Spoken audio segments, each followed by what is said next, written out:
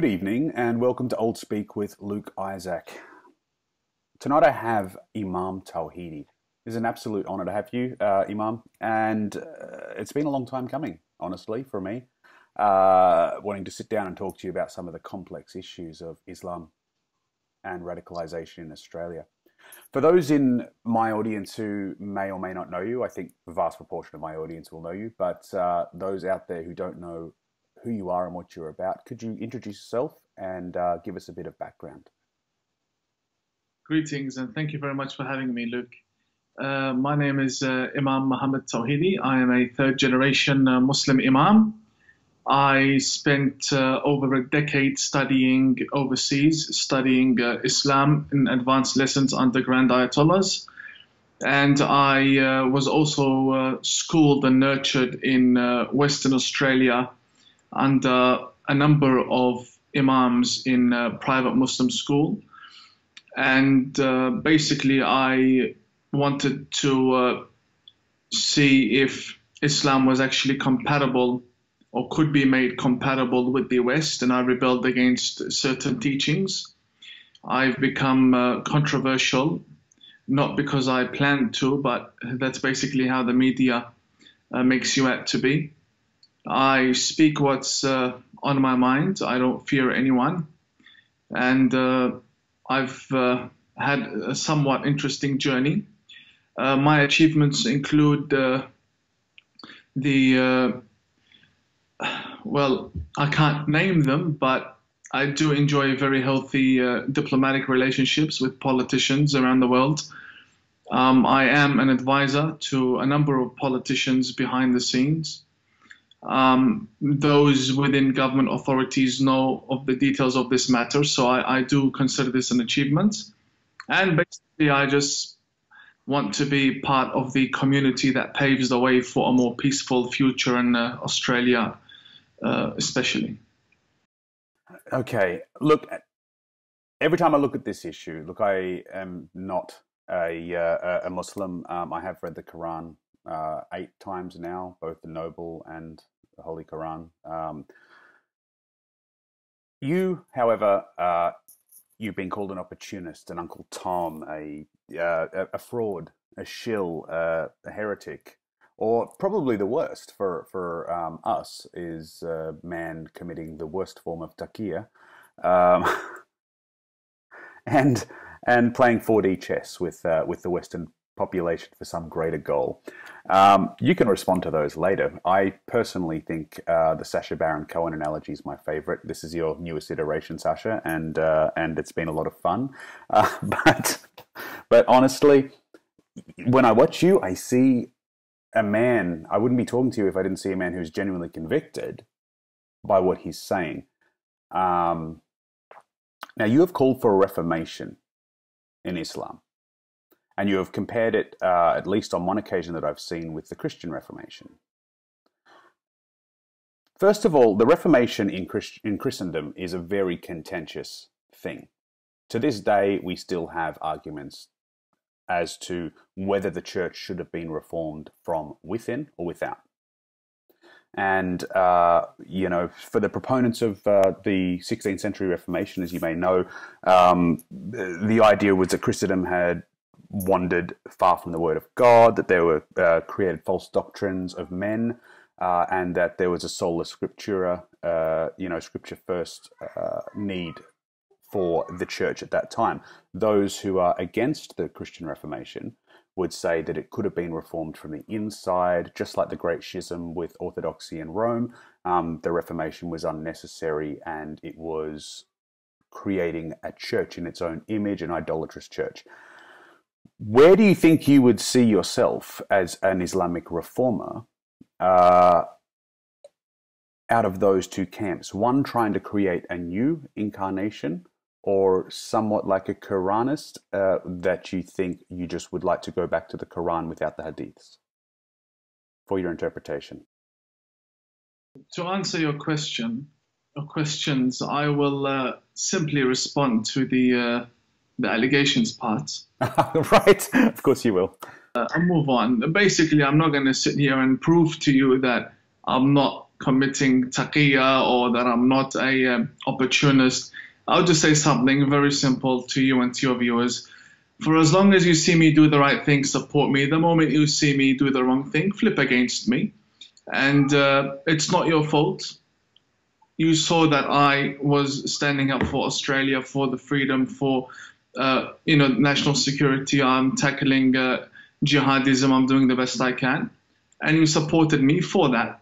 The moment you see me betray Australia, or if you see me start preaching radical ideologies or hanging around Hezbollah and Iran and figures like that, then turn against me. I would expect you to turn against me. But until then, I'm doing the best I can to make sure that we enhance national security and also bring awareness to this tragic situation that we have. Good answer. With regards to the Reformation aspect of things, firstly, in 2016 and even 2017, if you were to ask me, and I was asked during these times by Ben Fordham and other people from very prominent channels such as Sky News and so on, and I would speak about reform and we would tackle the whole issue of reform through windows such as integration, assimilation, migration. And I would propose a series of opportunities that one could actually pursue in order to achieve reformation, at least in the West. And now in 2018, and this is basically why many people from within the majority of the Muslim community in the world, or even global Muslim community, don't like me, is because my views develop. And I'm a developing person. I develop with time. I develop with the situations around me. I develop whenever humanity is developing. I develop with it. I don't remain the Muhammad Tawhidi that believes in 1,400-year-old Bukhari, 1,200-year-old Hadith scriptures. What can be developed, I develop with time. So in 2018, and this we're talking a few months apart, if you ask me about Reformation, I will tell you it's an absolute delusion. And it's our delusion. It's our delusion as reformers to believe that the entire religion of Islam can actually undergo a reformation. And it's basically because if we were to pursue a reformation, I mean, I'm not going to spend, and Australia is not going to sit there they're not going to give me 100 years and say, okay, Imam, we're going to give you 100 years, try reforming Islam. And me sitting here, I know within the next 50 years, which I don't think I'm going to be alive then, within the next 50 years, I'm not going to see a reformation of the whole religion. So we need to be very realistic. From now until 50 years, right? How many reformers do we have around the world? And what are their ages? And how much longer will they be around? And is it possible that we see somewhat of a reformation during their lifetime? Or will it be like the Australian debt that we have? And now that they're saying in the news that the only time Australia will lose its debt is when the majority of Australians alive today will be dead. So is it a solution that will come after we die when it comes to religion? Because religion, just like the economy, just like politics, just like security, it's part of our daily lives. And we need to deal with it through a strategy that would apply to every other problem that we face. So for a reformation, we need time. Is the time that we have enough for us to achieve a reformation, or is it just enough to pave the way for a reformation? I don't believe there will be a complete reformation of the religion anytime soon in the foreseeable future. What I do believe is in reformed individuals. And I start with the West because here is where freedom of speech lies. Well, that's very pragmatic. The problem that we've seen again and again is the argument from many is that the marginalization of an Islamic community, as of any community, can actually create issues, right? And so therefore, it is complicated. It is complicated because we don't want to marginalize and make unwelcome the majority of peaceful Muslims in Australia. But at the same time, we don't want the argument that if we marginalize, we're going to radicalize. I mean, that is a problem seemingly unique to Islam. So therefore, pragmatic solutions we need to come up with them very, very quickly. In terms of immigration, this is the one that's right. This is the bullseye right now in all the conservative parties' firing line. It's whether or not we allow more Muslims into the country, and should we reach critical mass, is that a good thing for the next 2 generations of Australia? Right. You mentioned two things. The first is Muslims being marginalized, and the second matter was immigration. Mm-hmm. These two are two different things. Firstly, with Muslims being marginalized within the Australian society or the greater Australian society, you are basically telling me, or you're narrating what other people say or what the concerns are, that Muslims are being marginalized. Who did that to them? Who? They did that to themselves. They're complaining from a problem that they brought onto themselves. We Muslims, I speak about my family. Mm-hmm. We came to Australia. The first thing the Australian social workers did, the non-Muslim Australian social workers did, was bring an English teacher to teach my father English at that time, mm-hmm. early 1990s. They taught my father English. They taught my mother English. They gave us Centrelink. They gave us the best Medicare system we had ever seen in our lives. They gave us safety. I even remember that charitable organizations gave us a washing machine, and at that time they gave us a dishwasher, a very old dishwasher, and we had never seen a dishwasher in our lives. They gave us radio, they gave us food, they did everything for us. Schooling for myself and my siblings, and I have a very large family. So from my mother's side alone, I have 11 uncles and aunties. Wow. Only a few of them are outside Australia. The majority are in Australia. Wow. They have grandchildren.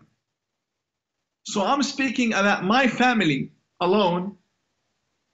We have benefited from this country. And let me put it in a more diplomatic way. Australia gave us what our home countries took away from us. They gave us an honorable human life. So who's marginalizing people? Well, you are from Iran, correct? So, you know, we saw the revolution over there, and again, that's another contentious issue. Like many funded wars and revolutions around the Islamic world, that caused a lot of problems, right? And has caused a lot of problems to the people up until today. But you grew up in a system, I would imagine, by your age, that went from being quite liberal through to extreme in its government, right? And then you went back, like you called yourself a radical. You were quite radical in your younger years until you undid a lot of that. Can you walk us through that just a little bit? When you said that there are problems in the Middle East that somewhat affect the Australians in this country, mm-hmm. we need to be very clear. These problems are problems that Muslims own. So if I'm coming to Australia as a refugee, I have 30 kilograms of luggage to bring with me. You fill that with your clothes and your personal belongings and leave your problems in your own country. Don't bring that as luggage with you. And this is the problem that we have. Speaking about Iran or Iraq or Syria and the problems there, the problems have been there since the time of Prophet Muhammad. Mm-hmm. So just because now we have a revolution, it doesn't mean that whatever happens here in Australia, because Muslims are angry, that it justifies all of the act of playing victim in the society. Oh, I understand. We have a victim culture in this narrative. This is the thing that I've tried deeply to separate in my understanding of Islam in Australia, versus that we have a lot of globalist money in this country and around the Western world, from the George Soros of the world and beyond, creating this victimhood narrative, the Black Lives Matter culture, the Antifa culture, and the rest. Now, these organizations are all based on cultural Marxism, identity politics, victimhood. I understand. But I'm trying to see where Islam in Australia started to fall over the edge versus where other marginalized groups. See, Islam, as I said again, is this very, very particular problem that once radicalized, unlike, say, an indigenous population or a Vietnamese population or Chinese population, they take it out on the rest of the country or other civilians. We don't generally see that in these other groups that are marginalized in this country. I understand the identity politics and the victim narrative, and it is utterly destructive to this country. Do you think that victim narrative is what is allowing immigrant Muslims to continue to radicalize? Well, of course, because that's basically the main opening for any discussion, that we are oppressed. Sure. Well, a wake-up call. You haven't been oppressed for the past 50 years. Muslims have been oppressed since the beginning of the Islamic caliphates.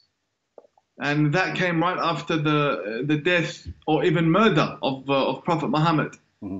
So, and this is a problem that lives, it's part of the Muslim identity. Islamic governments oppress their people, oppress Muslim nations, and that's why they're running away from them. Most of the Muslims here will not live in Saudi Arabia. No. They will live in Saudi Arabia. Most of the, even myself, I will travel to the Muslim countries, but when I travel as an Australian, and I take pride in my Australian passport, and I see myself as a king amongst them. Yeah. When I have an Australian passport, and that is the same with Yasmin Abdel Magid when she goes to Sudan. How much is the Sudani passport worth? You can't even buy peanuts with it. Yeah. I respect her because of this, and I'm giving examples of myself because this is the reality that we live in our countries back home. Mm-hmm. Our own passport isn't worth tissue, but when you come with an Australian citizenship, you live as a king. This reality shows you that these countries respect human rights and have an honorable lifestyle. And these other countries, the Islamic governments, do not have an honorable lifestyle, and neither do they have honorable governments.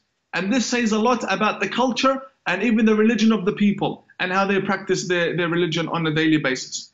Coming to the whole idea of Muslims playing the victim card and introducing the victim narrative. When saying Muslims in Australia, this is the biggest mistake when someone classifies 2% of the country, 2% of the population who are Muslims, when you classify them as Muslims, and then trying to deal with the problem as Muslims. That is very, very wrong when dealing with the issue. If you put yourself in the shoes of ASIO or any intelligence services around the world, mm-hmm. This is how they look at the Muslim community. The Pakistani Muslims and their divisions, the Afghani Muslims and their divisions, the Iraqi Muslims and their divisions. Whenever there's a problem from these separate Muslim communities, the other community doesn't care about them. Mm. So if there is a problem within the Pakistani community, a problem of power, a matter of funerals, a mosque needing to be rebuilt, the Pakistanis don't go and help. The Iraqis don't help. Maybe in some areas where they are more united, such as Sydney and so on. But in general, every community has its own affairs and has its own imam and has its own, and they might gather once or twice a year. Right. But you can't solve the Muslim problem by taking a look at all of these nationalities and all of these centers at once.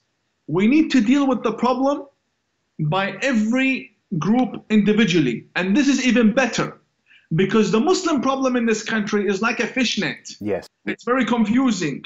Yes. But when you take a look at it, you see it's only a bunch of knots tied together. When you start opening these knots, you solve the problem. So now we already have the whole picture in front of us. Okay. First, you identify the problem, and then we have to prioritize the solutions. Which community do we tackle first? And then you take a look at the tools you have, and then based on the priorities, you choose the best tools, and then you solve the problem. Okay, look, Because this is good. I am a Christian libertarian. Okay, so I believe again back to the individual. Unlike the Marxist collectivist ideas that are very prominent in our society today, which are causing, I believe, a lot of these problems. The victim narrative, the collectivization, it creates useful idiots for a much grander purpose. Before we get into your identification and then solutions, I am interested in a couple of things you said, because when I grew up, somebody with the thickest, broadest accent, first generation Australian, you would ask where they're from, and they'd proudly say Australia. And you say, no, but where are you from before that? I'm Australian, you know. Ever since about the late 90s to the early 2000s, it became very hip and cool to be a Sudanese Australian or a Pakistani Australian. Okay, there was not a whole lot of pride in the Australian identity. There was no value in the Western virtue that took a long time to get to, the right to free speech and freedom of inquiry and ad nauseum. And that did become a troubling sign. But we've got to realize we're looking at the 80s and 90s. It was I was in primary school before the internet was in my home, and we adopted it about 7-8 years before most people in Australia did. Before we get onto the open borders problem that the left is promoting and the globalists promote, do you think some of the problems are coming to the fact that we have a more open world due to the internet? So once upon a time, if somebody moved to Australia, say my Venetian English grandparents or my Irish convict family members moved to Australia, left their problems behind. It could be argued it was much easier because they weren't being reminded all day, every day by mainstream media about what was actually happening with their brothers, sisters, family members being slaughtered in the countries that they just left behind. Do you think that is causing an issue in and of itself? That somebody comes from Syria right now and they're constantly being exposed to the fact that their family members and friends are still being destroyed, dismembered, crucified, murdered. Could that cause a grievance? Because what you're saying is very pragmatic, but it also denies a reality that we do live in a very open world because of internet and because of communications devices that allow us to see the horrors that are happening all around the world. I believe that the TV, the internet, everything that you see, the media, they produce content in order to achieve just that problem that you are mentioning to me. Mm-hmm. The main problems that we have in this country right now, mm-hmm. they didn't come just because someone heard of news. No, that news was said in a particular way. Yes. That made them do what they did. Why? Because there are organizations that benefit from this fear. The media benefits from all of this. Oh, trust me, I understand the mainstream media quite well. That's not my problem. My argument, I mean, I don't watch the news wherever possible now, and I'm a journalist, right? I'm really not interested in a corporate interpretation, a 30-second news package of what somebody wants to tell me about the world. My argument is that if somebody has actually left Syria, like I have friends in Egypt and Syria and Libya and beyond, Christian and Muslim, and they're living through horror right now. Okay, they're living through horror. A lot of that horror, and unlike most of my conservative friends, I'm actually horrified by the illegal wars of Iraq, Afghanistan, Yemen, wars that we're involved in right now. Okay, Syria. I am not happy with those wars, and I'm not happy with what they're producing. However, unlike the 80s, a lot of people still have family. 60% of Muslims in Australia, as of last census, still have family and friends right there, right now, that they communicate with in 5 seconds over this thing. It's not the same situation as the 80s where somebody moved here to become Australian and leave their problems behind. As pragmatic as it is, with respect, I wonder how we do that. How we do that, really. I mean, maybe it is preaching to the level of the individual, like you mentioned before. Individualism rather than collectivism. But it's still very, very complicated. The Muslim who has family members that are being affected back home will always feel some sense of responsibility and duty to connect with them and feel their problems and so on. And this is a matter that every Muslim in every era does feel towards a specific community or family members that are in back home somewhere that are being killed, butchered, and massacred because of the politics that's happening. Mm-hmm. This is very normal. It's not something new. It's not something that came in the beginning of the 90s or the 80s. This has been happening since forever. Mm-hmm. And I believe that Islam itself teaches patience. Islam itself believes that everything that's happening to the Muslims is a test for themselves.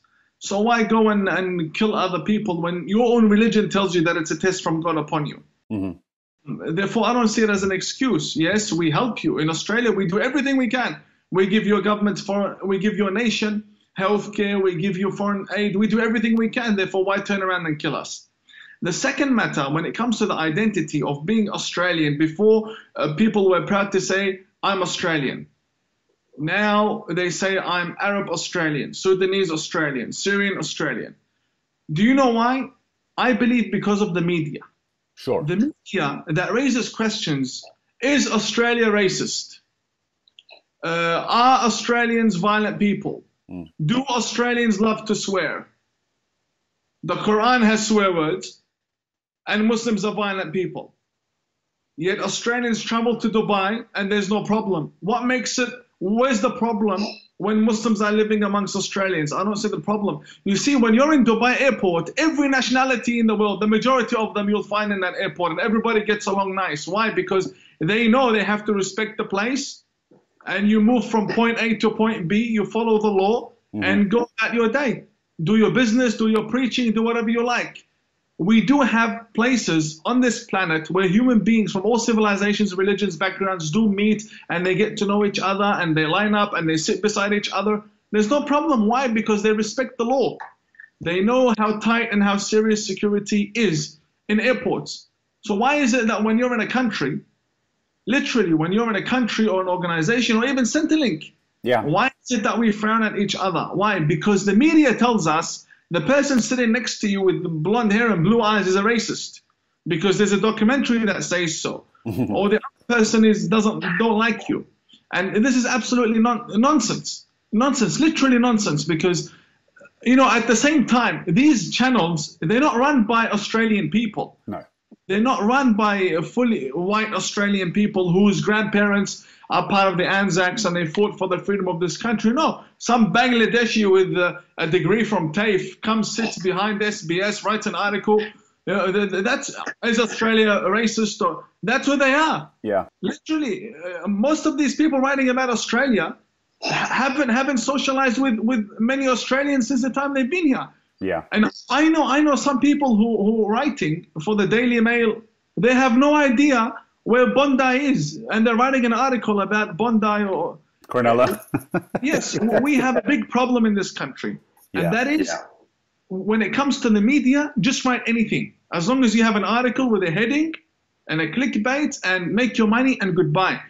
And this whole wave of identity, I don't want to say shaming, but a person feels ashamed to say I'm Australian. Why? Because somewhere here he's been told that the word Australian is tied with racism, or that we don't welcome people in this country.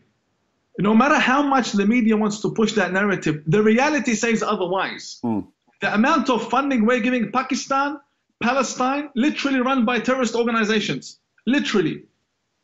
The amount of money we're giving them only because we hope that peace will be achieved for their own good back home. That says a lot. We don't need to prove to anyone that Australia is not racist. It is amazing, isn't it? Peace, achieving peace through war. It's a very Orwellian idea.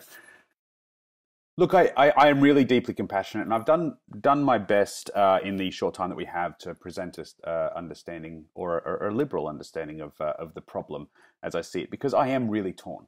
I'm genuinely torn over this. I see immense suffering caused by the military-industrial complex, by the mainstream media, by corporate interests on brothers and sisters across the Middle East and Northern Africa.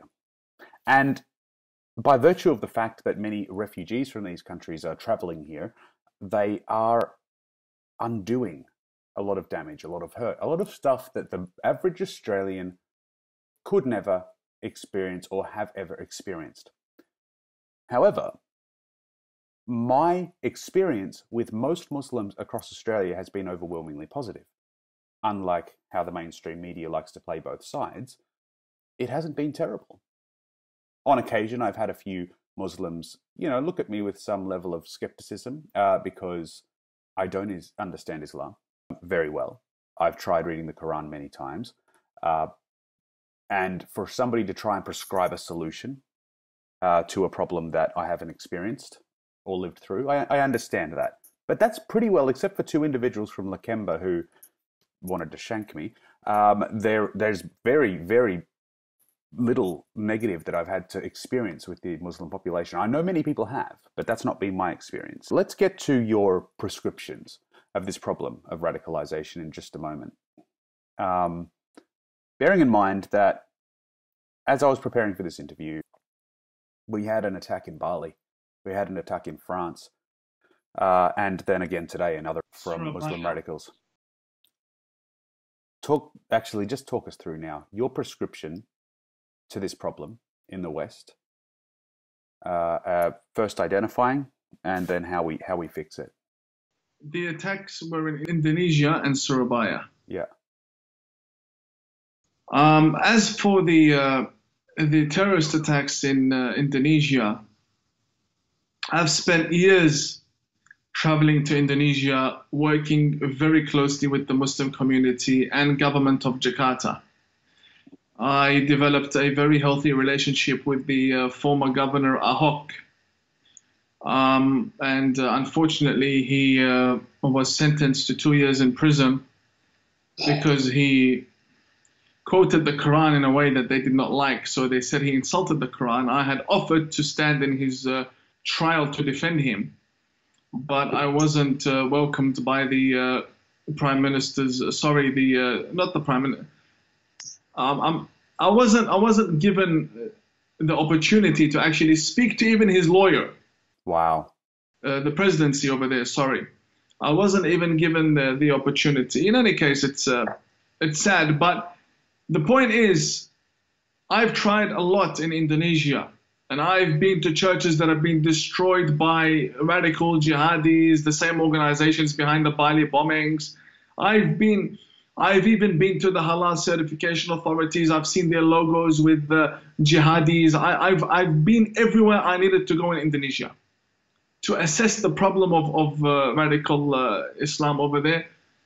The one answer that I have reached in Indonesia is the amount of Saudi Arabian funding and interference. Mm-hmm. Indonesian people are very soft-hearted and very simple and humble people. Yes. Which means, and this is exactly what ISIS looks for. They don't look for a nation that's been through many wars and the people are well aware and politically astute. No. They look for vulnerable people. People who are humble and basic and they don't speak proper English and they don't read Arabic. I can hold a piece of Arabic scripture and say, look here, the Christians say they want to dig up the grave of Prophet Muhammad, so we need to stop them. And the poor Indonesian doesn't know what's being said. And there are many, many examples I can give you. The amount of Saudi Arabian interference, Qatari interference, and even Iranian interference. I'm Shia and Iranians are Shia. That's right. Iranian interference, the Hezbollah interference is absolutely disgusting. And now we have families blowing themselves up. Children blowing themselves up. The whole idea of preaching to the Muslims that we Muslims are on this earth as travelers, right? And this is not our final destination.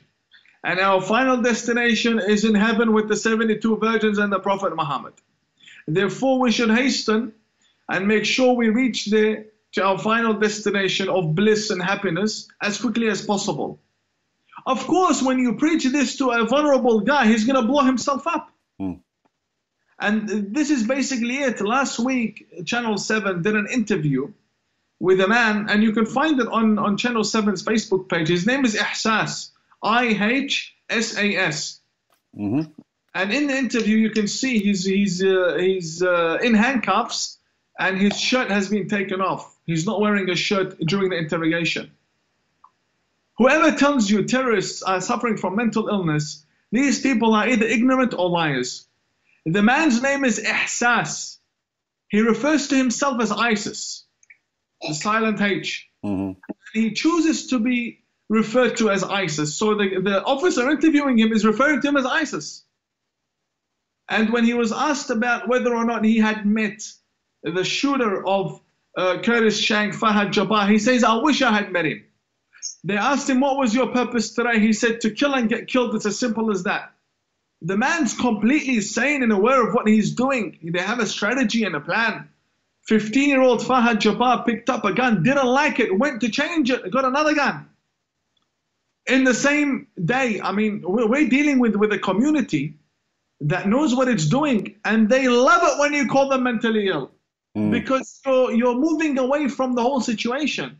When you say mentally ill, that means the whole Muslim community, including the Grand Mufti, don't have to do anything. That's why he's silent. Because the moment a terrorist attack happens, the left turn around and say, no, don't even talk. It's got nothing to do with you. We know.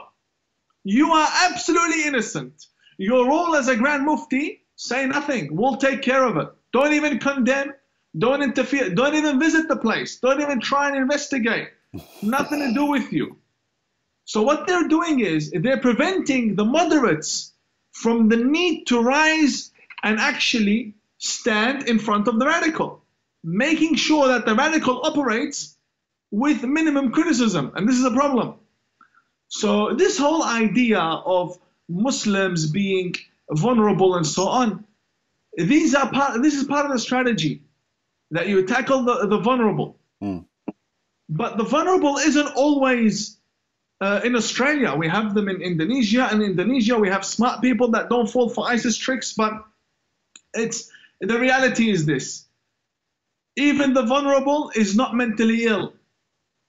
The vulnerable knows very well he shouldn't be blowing himself up. Not mentally ill. They are brainwashed. Mm-hmm. They're brainwashed. And the danger isn't brainwashing someone. It's brainwashing someone who then goes and brainwashes a whole community. And how many doctors do we have whose profession was to save lives, turn around and join ISIS to behead people, end lives? It's not about being mentally ill or being vulnerable. It's about the strategy behind it and the timing, the perfect timing. And now you see Ramadan is here. What comes after Ramadan? The big celebration.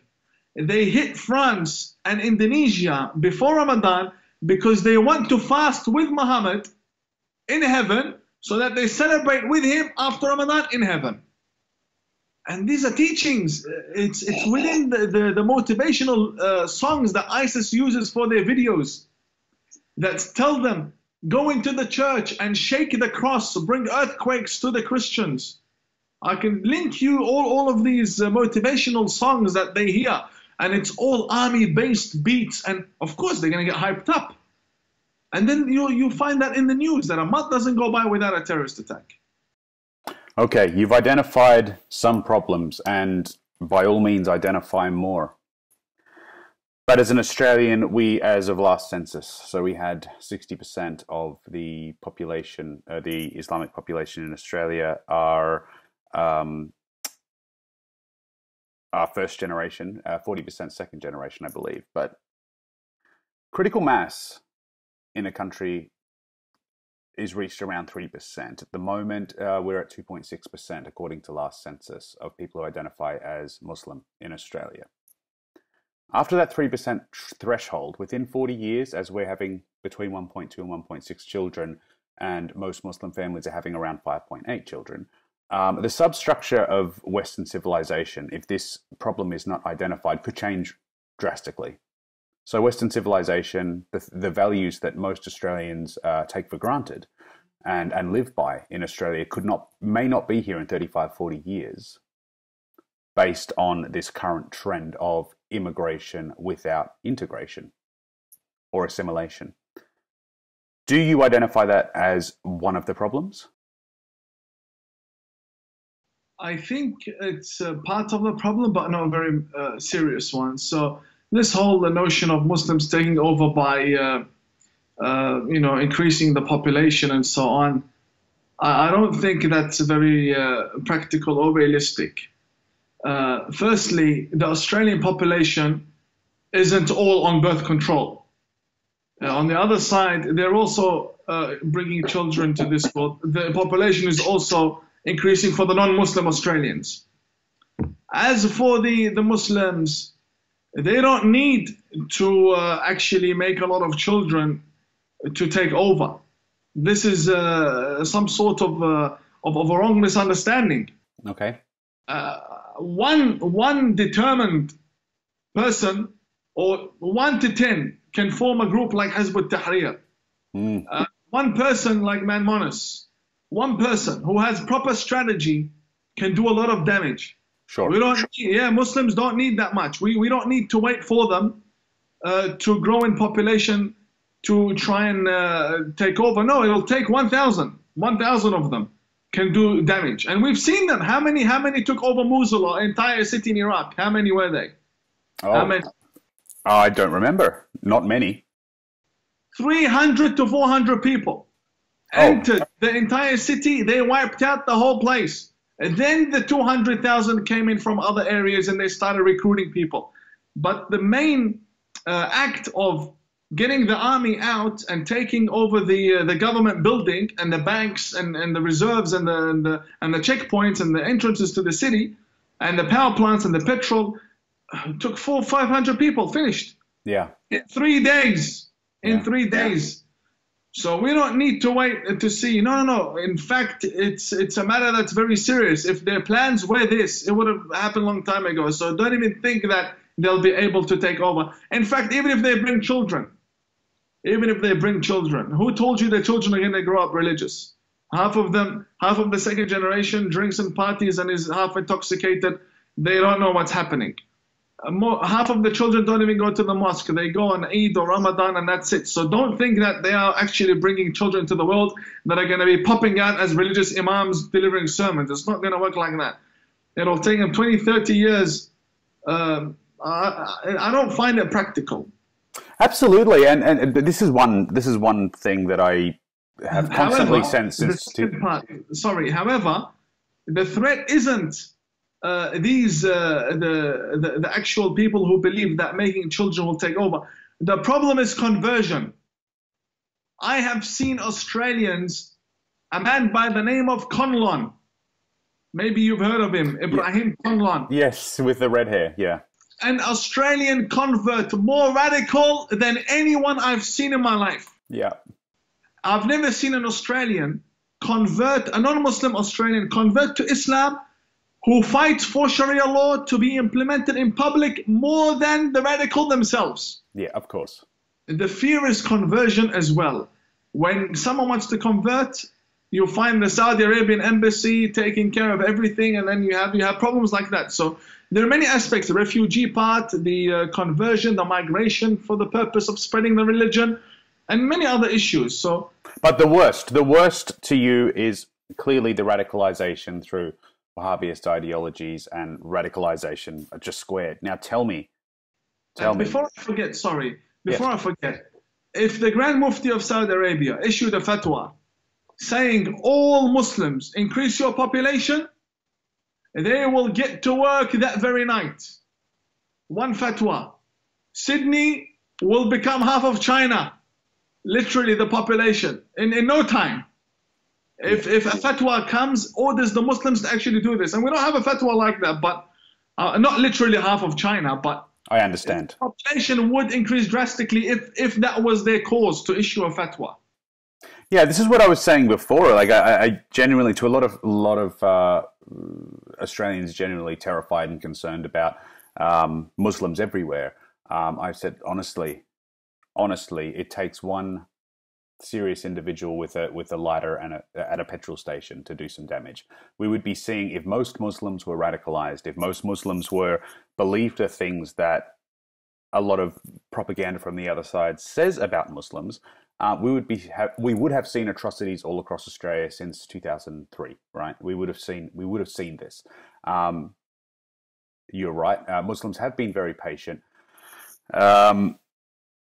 But the problem's getting worse, and according to some experts, it's been getting worse since between 2013 and 2014 in a big, big way, with Syria and a lot of the things that have been happening there. You've identified a few problems. Clearly, law and order is the solution. Okay, we have had so much money spent on anti-radicalization programs, and we're seeing radicalized individuals coming out of these anti-radicalization programs to commit crimes. What would your prescription for anti-radicalization programs look like, for one? And for two, what would you do about the law and order situation to put the fear of God into the hearts of anybody who would want to become radicalized and do these atrocities as they are across Europe? The law is to behead the infidel. That's the law. I don't see what law we need to teach these radicals. That is their law. They're not. This is the problem with many Australian people. They try to use democracy to teach people yeah. who want to kill democracy and whoever believes in it. These people come with Sharia law. What law? They're pointless. And even the radicalization programs is a waste of money. Waste of money. You can't bring a human-made concept and tell a radical, leave what you believe God says and come believe what some department in New South Wales says. It's not going to work. This is all talk. This is why I believe the only solution, really, realistically, if the government wants to take a solution, the government needs to understand that the parliament isn't holding the government together. Mm-hmm. When a parliament thinks that it is really holding the government together, that's the fail of the government. That's when the government fails. The parliament does nothing. The real department that holds the government together is ASIO for Australia. It's the intelligence services. They are the ones who are holding this government together. They're the real heroes. They're the real government. If you really want to get to the bottom of who's protecting and maintaining everything and making sure everything is running smoothly in this government, it is the police. Okay. And police, I don't just mean the frontliners. I specifically mean the intelligence branch of the police. Now, when speaking about the police, I am very disgusted to see organizations belonging to the government, like the ABC, receiving billions of dollars, and the police just last year, the ASIO was given what I read, I might be wrong, but $400 million was given to ASIO. What's $400 million going to do? I'm speaking realistically. If you expect safety from a department, then you're going to get what you're giving. How much are you giving them? You're giving them $400 million? Does the government not know? Does the Australian government not know that one terrorist organization that poses a threat to Australia from overseas, one of these minor organizations is sitting on tens of billions of dollars and tanks of petrol? Yeah. And terrorists don't want the money. Terrorists don't have money to keep it. They want to use it to kill as many people as possible, buy as many weapons as possible. Money is just a tool for the terrorists. Sure. So how can we expect ASIO and intelligence services in Australia to tackle terrorism when this terrorism is coming from a strategy that is being funded by billions of dollars? How are we going to do that with $400 million? When the individuals who are using it don't want it, yeah. Exactly. I honestly believe the ABC, the hell with them. They can go sell ads if they have to. Yep. Cut down on the billions of dollars and give it to ASIO. Amen to that. Amen yes, to that. And that's when you can call ASIO and say, okay, I've given you everything. We understand 2 or 3 incidents may slip out of sight. There are exceptions when dealing with national security. But did I receive the outcome from you? ASIO will turn around and said, you've given me all the tools and resources I need. Therefore, we have achieved this, this, and that. And I'll say, thank you very much. We have a better environment, a better security in the country. But unless we start giving the billions in the right direction, not Pakistan, not Afghanistan, not Iraq, we give the millions and the billions to national security. Unless we do that, we can't question them about national security. It's not fair.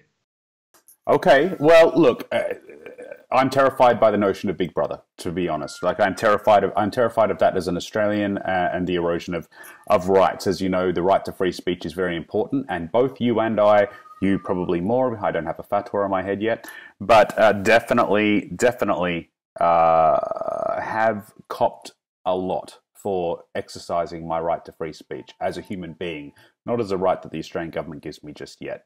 It's an implied right, not a written one. But look, I do understand that giving better funds to intelligence organizations to deal with this, rather than some of the money we give away in foreign aid and the ABC, which would be first on my hit list for sure, is a problem. I mean, that Momina Shoma, was it? The 24-year-old Bangladeshi ISIS-inspired woman who stabbed her host father in the neck in February. Incidents like that were so simple to fix. There was no reason for that woman, who was already her family was already being tracked by Bangladeshi and I think Pakistani intelligence services for her radicalization, should have found her way into a host family in Australia to commit that sort of atrocity. That never would have happened with good intelligence, for sure. Into the future, what do you hope to see into the very near future? Because I don't know that we have very long to turn this ship around before we see something absolutely atrocious happen. If you look at Europe now, Cologne's gone. London is arguably gone, okay? Parts of Italy are gone to Islamic extremism and gulags of individuals who want to cause harm to the rest of the population. Angry, disaffected, radicalized Muslim youths and families. How do we stop that as becoming a problem in Australia through the use of law and order and intelligence? To begin with, making sure that Australia doesn't fall into the hands of the radicals. Firstly, when speaking of government, I wouldn't have Muslim MPs govern Muslim areas. Mm-hmm. We see it in Sydney. I don't like the idea of having Muslim MPs in Muslim areas, because then the Muslim MP doesn't see the problem. Okay. The problem becomes invisible. When you're a Jewish MP for a Muslim populated area, you see the problems and you fix them. Well, that sounds all fine and dandy, but how can you have both democracy and that? Oh no, I mean, because the parties are the ones that place their members in certain areas. Mm-hmm. Correct? Correct. When I have a member for Lakemba called Jihad MP, what are you going to expect from? I don't care if he's democratically elected or if he's the most integrated Muslim on earth. I don't care. I have an area full of radicals and I have an MP. His name is Jihad. This doesn't go well with the future of Australia, in my opinion. So no Sadiq Khans. Okay, good. Definitely. I told Tommy Robinson, I said, this guy, I won't have him manager for McDonald's. That's what I said for Sadiq Khan. Yeah. I'm very serious. I'm very serious. I agree. A man who's openly stated that to live in London, terror is to be part and parcel of the new world that we're living in. I mean, my gosh, not 15 years ago. I'm sorry, but that wasn't a deal. Yeah, it is a scary indictment on Western civilization. Again, it does come back to the fact that as an Australian, who has grown up taking for granted a lot of what our foundation, our Western civilization has been built on, our Westminster system ad nauseum. It took a lot of work to get to this point. And it took a lot of battles. It took a lot of intellectual ups and downs to get to where we are. But without valuing what we have, if we continue to take it for granted, it will be taken from us. And that's one thing that previous generations always realized. When they weren't locked up in their Snapchat and their Instagram and Facebook all day, every day, when they were actually caring about their tribe, their community, their town, their city, and getting about their day, getting about their lives, they understood. They understood the stakes of what they had, because they had parents or grandparents only in very recent history who were either survivors of a horrible refugee situation, or they were in wars, World War I, World War II, Korea, etc. They understood what it cost to be where we're at. I don't think this generation is doing much but let it slip through their fingers. But as I said before this call, as I said before this interview, Islam and the problems of Islam are very complex. And the deeper I go, the more complicated it gets, okay? Whether it be Shia versus Sunni versus Wahhabi or Salafist, or the geopolitical problems around the world, they are complex. And with a population that must vote into the future onto how to solve these problems, we need to sum the solution up in 25 words or less, okay? So the solutions have to be simple. They have to be pragmatic, and I think you've offered some examples tonight of how they would be that way. But for the Gen Zs, the 13 to 26s now, the Westerners who swing between feeling guilty because they don't want to be or appear racist or bigoted as they deal with this problem, or the leftists who want to ignore the problem, tell me your prescription for how we need to vote. You've spoken about intelligence. You've spoken about actual problems across Australia and the population in terms of this demographic. But the wheels aren't spinning any slower right now, Imam Tawhidi. They're spinning faster than ever. And people are more anxious than ever, and they're on the edge of their seat more than ever. They have access to ISIS-related materials more than ever, and they have access to Hitler-inspired materials more than ever. To avoid problems into the next few years, what are some of the policies that you are absolutely convicted should be implemented in Australia right now to stem the tide of Islamic extremism? Well, federal and local. When it comes to federal policies, I would say stronger borders. And I would be very, very careful when dealing with the borders in this country. It's Australia, whether politics or economy has a different opinion, to us Australians, it is just as dear as America is to Americans. Why is it that Americans can have their borders in Canada, in Germany, in France, in other countries? There's a section within the airport that takes you to America, technically American land. Why is it that we can't have stronger borders like that? I know, yes, Australia is not the all-powerful and so on, but sometimes we can start with countries that we have a say over, like Indonesia.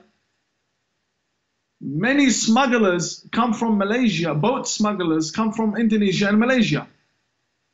I'm not saying we should have a massive roundabout in the middle of the ocean that tells the boats to do a U-turn. I'm not saying that. What I'm saying is we need to be more realistic with how we deal with the refugee issue. Firstly, we can't, whenever we work, we have to have eyes on the opposition. So when I'm trying to protect the borders, I have the Greens and the Labour crying and whining and running protests about some people in Manus Island. Why do I have to deal with this? Do I have enough time? I don't have time. As a country, I'm drowning in debt. I have enough problems on my own soil. Honestly, elections are coming up at the time. national security has already 400 people in Sydney alone under watch. Why this nonsense? Don't waste my time. Close the whole camp and send them back to where they came from.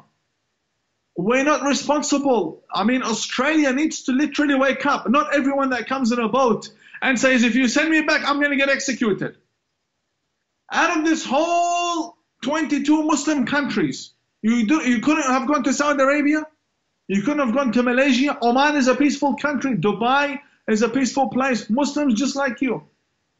My father fled Saddam Hussein's execution. He would have caught him even if he was on the moon at that time. So it makes sense for him to flee all the way to Australia, right? But honestly speaking, today, we don't have that threat. If Iran is bothering you, go to Dubai. They love you if you're against Iran. They'll take care of you. Yeah.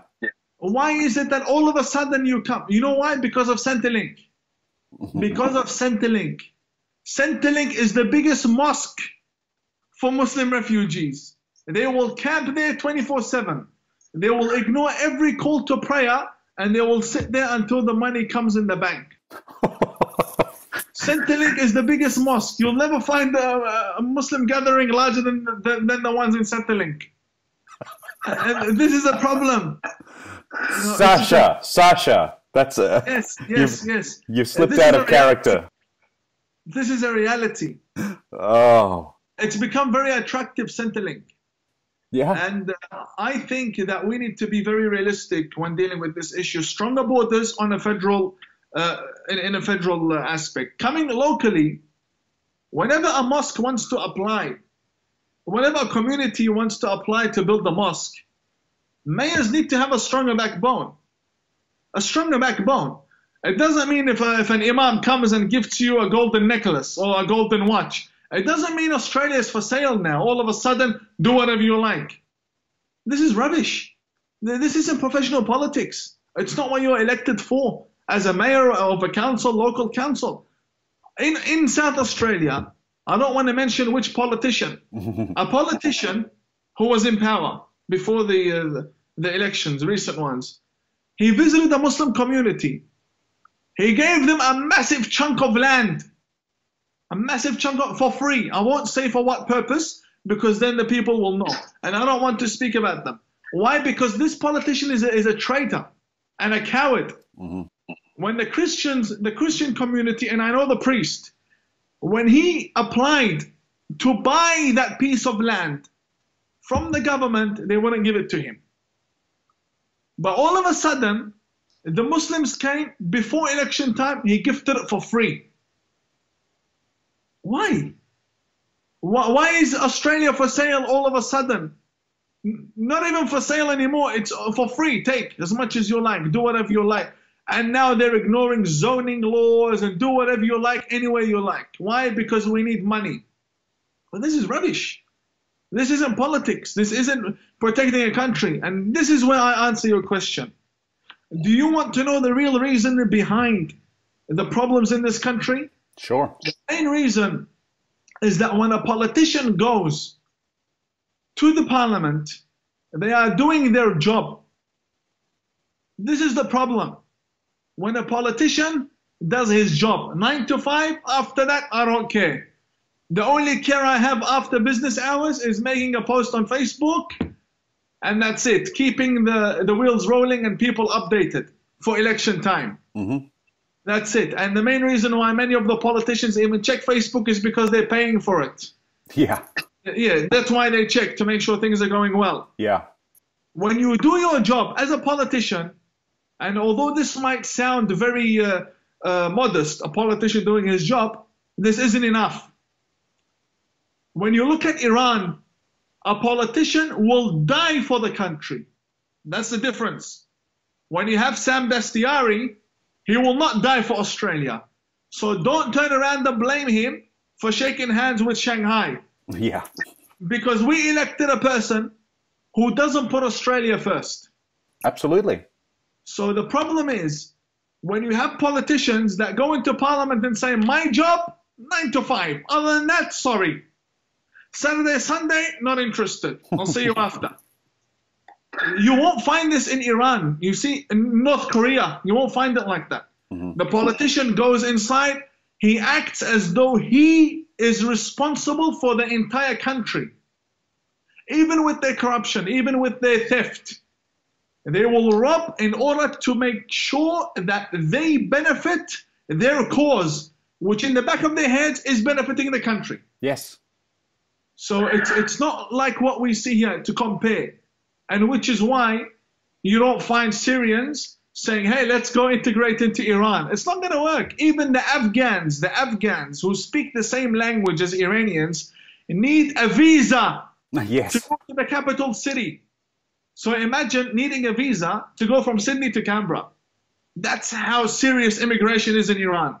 And here, it's like an open airport. Come in here, go out there. And it's a big problem this way. Okay, we need to wrap this up very shortly, but I would be remiss of me not to ask one or two questions. I'm just going to ask one. I have heard your answer on this before, but for my audience, break down the halal movement in Australia and why you're such a fan of it.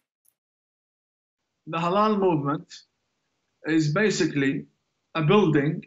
A group of people got together, elected a man in charge who will represent this building. This man went to the Grand Mufti and he said to him, listen, you tell the Muslims to eat only what contains my logo, and I'll give you a cut. Whether it be the Grand Mufti, this one, or the one before, or indirectly through an Islamic federation. I'm speaking about how it works in all countries in the West. They go to the religious leader, they make a deal with him. The guy goes, the religious leader turns around, tells the community leaders, chiefs, big family heads, giants, businessmen, to make sure that only what has the logo passes the consumer test. You can eat as Muslims. And then they go to Woolies and Coles and say, listen, you make money, we make money. We have 500,000 people. Will you be ready to give us a small aisle, 1 meter, in your shop, and we'll guarantee you good money. On top of that, make the entire population pay for this logo, just like they pay for the vegetarian and Australian-made logos. Will you be down? Coles and Woolies say, of course, this is business. Who cares what people think? Who cares what religions think? Then, not just Coles and Woolies, I'm giving an example. Of course. They say, yes, it's business. They accept. The Muslim becomes a billionaire. The Mufti makes money indirectly. Everybody makes money. Who pays for it? Me and you. Now, why in the trillions? Why in the trillions of dollars? What's the problem here? I want to understand. What's the Muslim problem? You want to make sure Mars bar is halal? Okay. Make a mobile app that will cost you $1,000 and put a list of everything that is halal, what you're allowed to eat and what you're not allowed to eat, and download it on your phone. Whenever you go to the shop, check if it's on the list or not, and then you know if you can eat it or not. It'll cost you $1,000 and it'll last you a lifetime, and you can upgrade for free, update the list for free. Why the trillions of dollars and taxing every person God created for a Mars bar you want to eat? What does God have to do with your cherry ripe? I don't understand. It's just business. It's business. Well, in Christian community, you know, Christ said, you know, what goes into your mouth doesn't defile you, but what comes out, you know, and it's but the halal isn't as complicated as the halal movement makes it sound, I believe. Correct? Yes, there are codes that need to be explained. Oh, absolutely, absolutely. Like, yeah. Gelatin comes with a code. 403, 304, whatever. Does that contain animal fat? Does it not? All that. It's good to know. For me, it's enough. I know the numbers. I read the ingredients. It's enough. But other people, maybe not. So I suggest an app. Sure. Yeah. An app. Because look, 50 years ago, there wasn't halal certification. What were they doing before? Yeah. Well, there was gelatin and there was everything. Some of the chocolates we have existed since Australia existed. So what have the Muslims been doing at that time? Yeah. It's not like... Maybe healthily avoiding them. That's right. Oh, no, they eat, don't worry. Yeah. Look, I really appreciate your time. There are so many things I want to ask you.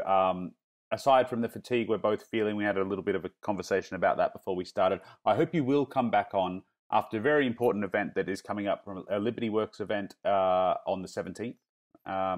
We're going to have a Jew, a Muslim, and a Christian walk into a bar with the Devil's Advocate. There will be Avi Yemeni, yourself, and Kiralee Smith are going to be going toe to toe at the Mount Gravatt Bowls Club, and I will definitely be there for that one. I'll definitely be up the back asking you a question.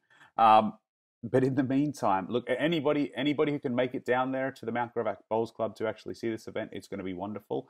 I think you three may agree on far more after this conversation than I think the other two might might have thought.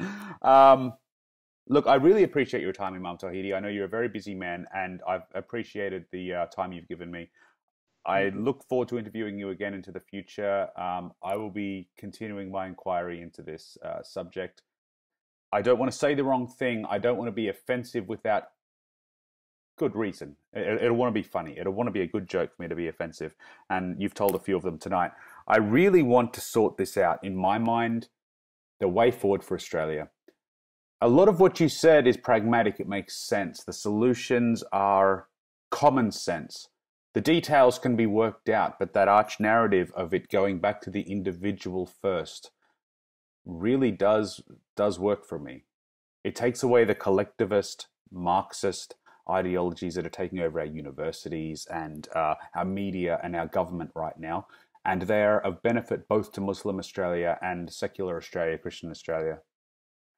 Do you have any final words for the audience before we say goodnight and God bless?